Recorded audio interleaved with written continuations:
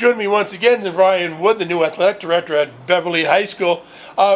We just finished talking about your background and philosophy as the athletic director. Let's talk about now the state of athletics and the recent improvements to the turf field of a section of stands and light poles that will now make night games possible on the school campus. Where are we sitting now in terms of athletic teams in the fall and going forward? Yeah, so we did get the green light on Friday that lights were functioning and the stands were all cleared for any sort of safety checks. So we are going to be having our first night game tonight. Girls soccer takes on Salem High School at 6:30 for varsity. So that'll be fun. The girls have been really excited in regards to playing under the lights. I think as we get towards the end of the season, a lot of teams have already kind of locked in their schedules, but I've done some outreach prior to say, hey, just kind of keep this on your radar. We're looking to have these lights and stands installed, and kind of be a little bit more flexible in that regard. And they've been great.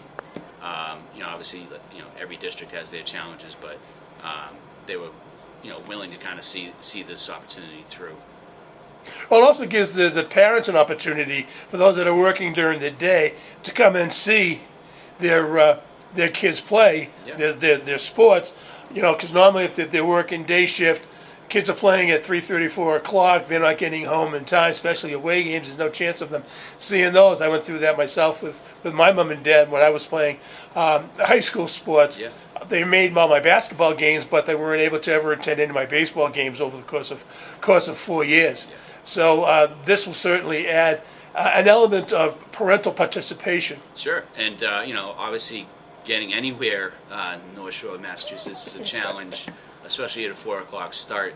So that is helpful for parents getting to see their student athletes out in the field. It also gives us an opportunity for our sub-varsity teams, where say a sport like field hockey, where varsity will play at 4 and field hockey will play at 5:30. As we start getting later and later into the season, it gets darker and darker, so those games get a little bit shorter. So this kind of gives them the opportunity to actually play a full game at that 5:30 time slot.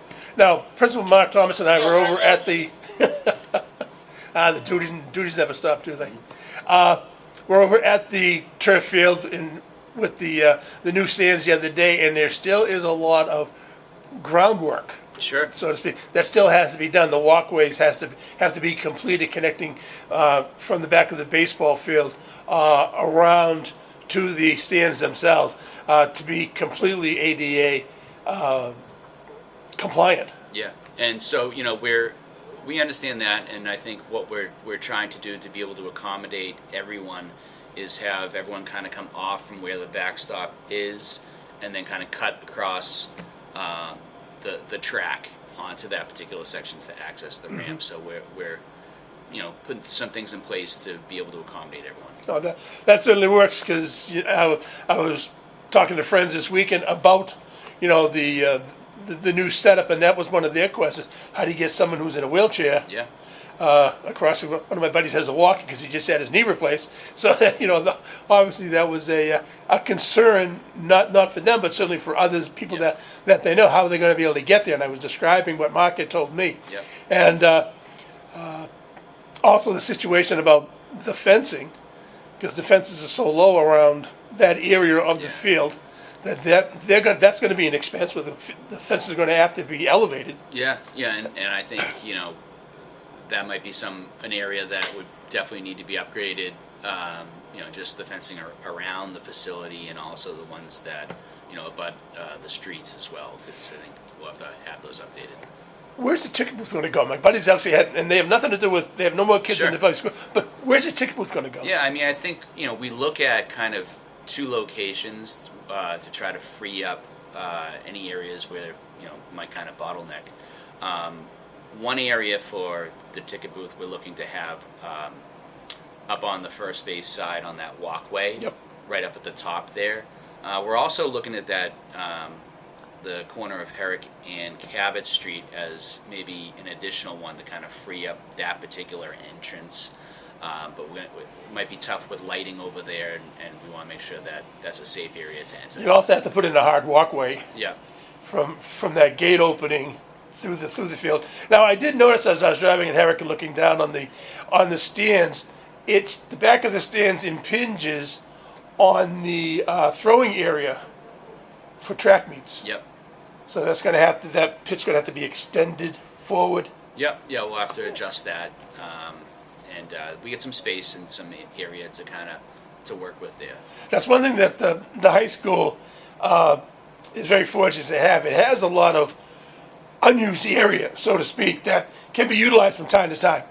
Yeah, I mean, definitely, underutilized. I think, we could really make sense of some good areas and not have to feel so congested in, especially like in the track and field area, really trying to spread out and get creative. One thought came to me the other day, will you put up a backing along the Herrick Street fence to sort of encourage people to come in and buy a ticket? Because otherwise it's free viewing. Yeah, I mean, I'm not sure what the plan is for the future in regards to that, but that, it does sound like that would free up a lot more space, for sure. Yeah. Okay. Anything else about the stands or the lighting situation that folks out there might need to be aware of?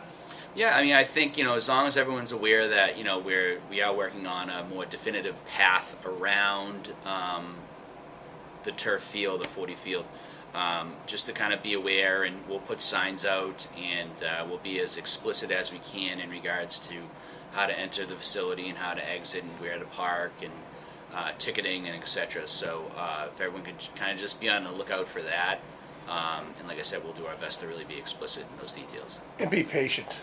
Yes. Because nothing in city government gets done quickly. Yeah, and I think everyone knows that, and they appreciate what we have, and everyone's excited, and we're going to do the best with what we got, and hopefully make these next couple of games a success. Yeah, it's been an amazing transformation over the last probably 10 to 15 years on the campus. With again, you get the new building, you had the baseball field being all done over. Yeah. You've had the turf field put in, replaced, and now moving to lights to fully utilize the opportunity to use that space at a variety of time frames. Yeah, and like I said, it just it extends the use of those fields, not like I had mentioned earlier, for our sub-varsity teams, but also for our extracurricular programs that might want to be able to utilize those fields after games and practices have concluded. The sad part about this is Hurd Stadium. Will the JVs and freshmen continue to use Hurd as a football facility, or will all the games be transferred to the turf field? I mean, I think as we kind of close out the fall season, I think having our already scheduled games for sub-varsity football games already scheduled for Hurd, I think I'd probably just keep those as is. I think as consolation games for our varsity team, those games start to kind of pop up. It is important that we have definitive gates and secure facilities, so I think those games will default to Hurd as we close out the season. But in the long run, I think we really need to take a more comprehensive look in regards to Forti Field and how that's really going to be utilized for kind of larger scale events. I think that's definitely a hope, and also at the same time a concern, and making sure that that's going to be utilized appropriately. Great. Right, listen, I want to thank you very much for joining the list of MSO interviewees. I look forward to conversing more in the future as changes take place in the athletics family here at Beverly High School, and thank you again for your time. Awesome. Thank you. Appreciate it.